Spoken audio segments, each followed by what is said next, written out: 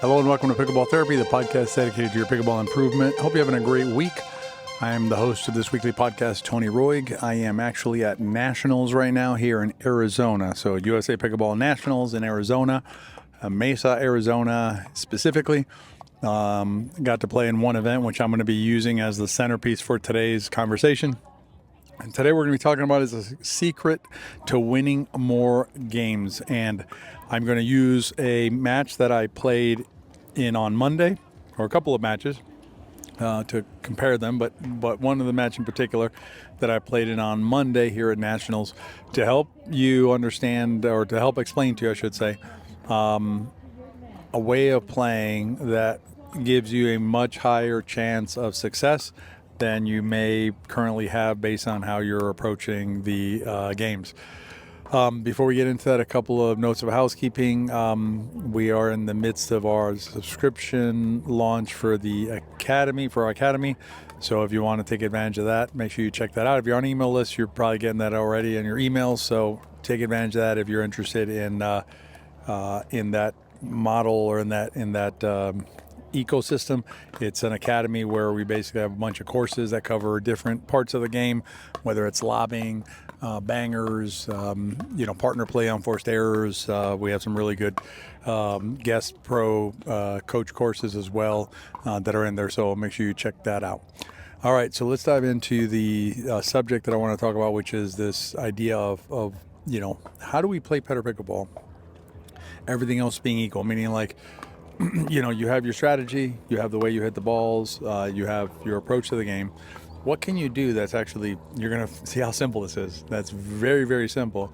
That will greatly improve your chances for success. And what I'm going to use is a couple of matches that I played here on Monday in hybrid division. I'll explain that in a second. That really illustrate how you can up your game, staying within the confines of everything else being the same. In other words, without radically changing where you're hitting the balls and things like that, you can do a couple of things that'll really radically improve your chances for success. So on Monday, I got to play hybrid, which is one standing player, one player in a wheelchair. So it's a mixed kind of an event, mixed doubles, if you will. So one standing player, one seated player, I had played with my partner Ken before at the US Open. He asked me to join him at Nationals. I was happy to do so. So we come out and we play our first match against a very good team, against Troy and Ryan, and a solid team like us. It can look very similar to us in terms of their abilities. And we won the first game against them. Then we were up 10-5 in the second game against them. They ended up coming back and beating us 12-10 in that game, and they beat us in the third game. Okay, so that was the first match of the day. That knocks us down to the bottom bracket, which is the bronze medal bracket. And so we go down to that bracket. We win the next two games, and then we're in the bronze medal match, me and my partner Ken. And we're playing the exact same team again. So we're going to play Troy and Ryan again in the bronze medal match. So in that match, Ryan and Troy come out and they win the first game. Then we win the second game.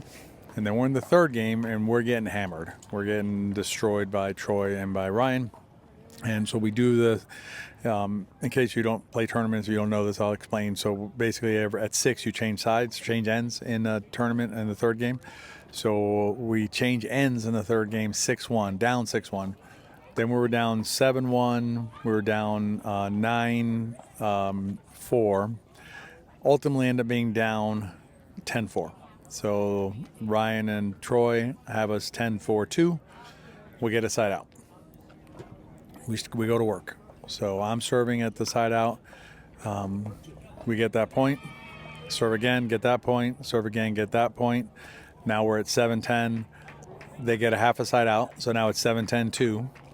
My partner Ken takes over serving, and this will become particularly relevant in a minute. But my partner Ken takes over serving at 7-10-2. We score a point at 8-10-2. They call a timeout. And then we come back. We score at 9. We score at 10. We score 11. And we score it at 12.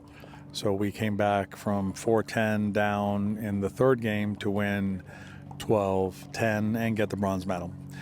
So the reason I told you the first match was because I thought it was interesting that we had basically the exact same situation earlier, meaning, we had been up really big in a 10-5, I think it was that game, in the first match, and they were able to come back and beat us that game. This time we were the ones who were able to come back from being down significantly 4-10 and put on a run and beat them in the last game, in the last match. So what changed, right, between when we were getting hammered and when we ended up winning? A couple of things I want to focus on here. One is I mentioned Ken's serve. So Ken's serve earlier on in that match had been a little bit erratic. Ken had been missing some serves. And during the day, he missed a few serves. So what we had been working on when he was missing his serves was for him to take more time to serve, okay? And it's a tempo concept. It's an idea of playing, when you're playing pickleball, trying to play the game at your tempo, trying to play the game in the way that makes the most sense for you. And oftentimes I would suggest to you that you're rushing more than you should be. And if you slow yourself down and give yourself the time you need, your shots will improve, your mechanics will improve, because you're giving your brain time to get rid of whatever it's thinking about and from the prior rally, get itself ready for the next rally, take a moment to acquire the new situation. I'm serving from the left or I'm serving from the right, and then acquire your target and then execute the shot. So when you think about your game, consider controlling the tempo better of the way that you're playing the game. And completing the story on Ken's serve. So we had Ken serving a little bit erratic earlier, missing some serves here and there. He starts to slow down, starts to take more control over his time, and then is able to start to piece together his serve in a more constructive way, including at the end. Because as I mentioned, we were down when I told you the story. We were down 7-10-2 because they had gotten a half side out at 7-10-1.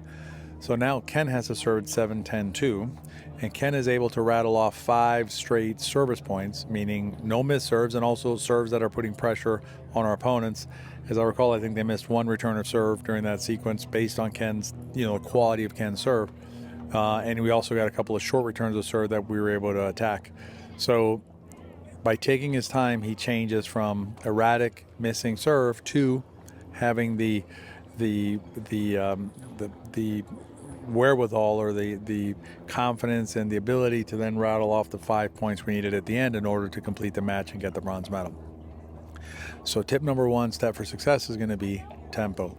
Play at a tempo that makes sense for you and just getting your job done. Not, I need to rush around, I need to go run and get the ball, I need to hurry up and serve. None of that. You play at your tempo, slow yourself down, and you're going to play better. The second piece of advice that I would give you in terms of improving your success relatively easily is smile. Now, I know that sounds so simple that it can't possibly work. Absolutely works. And I would say smile was actually a bigger factor in our comeback than even the time that Ken was taking on a serve. The time was super important because it got Ken more comfortable with his serving, and he got more reliable with his serving. But smiling is key. So what happened there was we were at 10-4-1, and I looked at Ken and I said, and it was, it had been a nice day. The sun was setting, so it was kind of in the evening. All the other players from the bracket were watching because we were the last match in our division for the day, and we were just day of pickleball, right? And so I look over at Ken and I said, Ken, don't forget, you're playing in the bronze medal match at the Nationals, right? So it's pretty cool. And so I said, we should probably smile about that. So Ken, breaks out a smile, and we win that point. So then when we win that point, I looked at Ken and I said, Ken, you smiled the last one and we won the point. I mean, might want to smile again. Smiles again, and we win that point. Every time that we won a point, I reminded Ken of the fact that he had smiled the one before. So obviously now you don't want to break the rhythm, right? Or you don't want to jinx it, right? You've been smiling and winning. You don't want to stop smiling. So Ken starts to smile between rallies. We start, you can see, Ken and my energy gets more positive. We're more relaxed on our side. And that little thing, that smiling, takes us from down 10-4, okay, we're going to lose in the bronze medal match and that's it, right? We're done, to, okay, let's keep battling. Let's keep doing this thing. Let's keep playing one rally at a time, and continuing to battle back with the understanding that, pickleball is a game of swings and can be messy game. Sometimes it's just, we'll be messy for a while and they get up big and then they get messy for a while and then we were able to come back and tie up and ultimately win the game. But in the middle, it's this idea of smiling as we're playing and just enjoying each moment, taking a second to smile, taking a second to be grateful for the situation that you're in, getting to play the sport. That act of smiling is going to then give you additional calmness, and that calmness leads to better play. What I haven't said happened, because it didn't, was in terms of understanding the change in our results, right, between getting killed and then ultimately winning the game, is we did not change anything strategically. So we did not, the turnaround between 4-10 down to 12-10 winning wasn't something like, okay, we're stacking and then we didn't stack, or we started stacking, or we started hitting to the player on the left side's right foot and whatever, and all that stuff, right? Oh, nothing wrong with that stuff. That's fine, right? Everything was the same. We were playing the same approach we've been using the whole time. The differences were Ken taking time on his serve so that he was more comfortable and reliable with it, and the smiling. The smiling is what took us from 4th place to 3rd place and a spot on the podium at Nationals on Monday. So if you want to improve your play, there's a lot of things you can do to improve your play. So don't think there's not other things you can do. That's fine. But all things being equal, meaning you've already done the other stuff to the best of your ability, consider taking your time and consider smiling, considering enjoying the situation more. You're going to play better. By definition, going to enjoy yourself more while you're playing this beautiful sport. So hopefully you enjoyed this week's podcast. If you did, consider rating and reviewing it. As always, that helps us reach other players just like you. And share with your friends. Remember, if you enjoy the podcast, they probably will too.